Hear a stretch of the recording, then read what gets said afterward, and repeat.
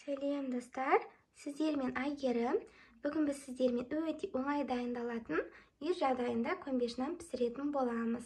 Бұл нанды пісіру әрбір адамның қолынан келеді.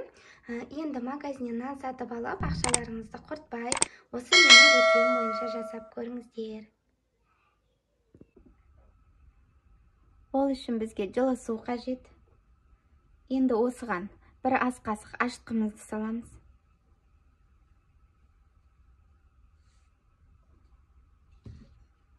Bir az qasıq қантымызды саламыз. Және де бір аз қасық тұзымызды саламыз.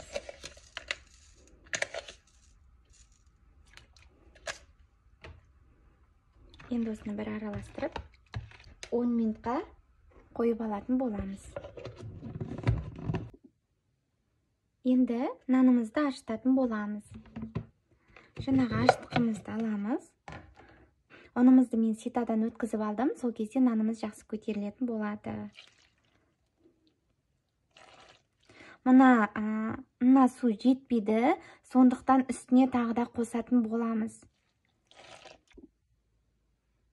Мінекей, қамырымыз дайын, суын көбірек құйып, сулы етіп ашытқан дұрыс.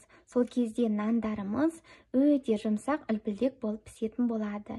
Енді осының бетіні жауып, 1-1,5 сағатқа жылы орамалмен орап, жылы жерге қойып қоятын боламыз. Мінекей, 1 сағатта қамырымыз керемет болып көтерілді. Енді жылы сумен осыны бір басып алатын боламыз.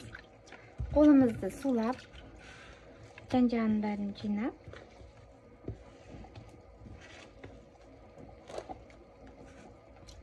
қолымызды сулап, астынан үстіге қарай бір басып аламыз. Мінекей, бір басып алдық. Енді осының бетін жауып, тағы да орамалмен орап, жылы жерге 1,5 сағаттай қойып алатын боламыз. Содан соң барып пісіре береміз. Мінекей, қамырымыз 1,5 сағаттыр көтерілді. Енді осыны пешіміздің табақтарына саламыз. Міне пешіміздің табағы. Енді осының астын майлап,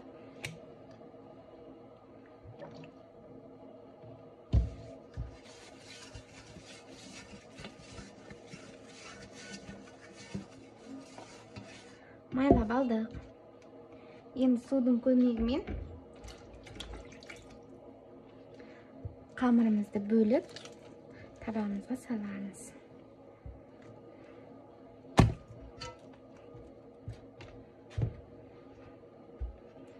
Жайнылаймыз.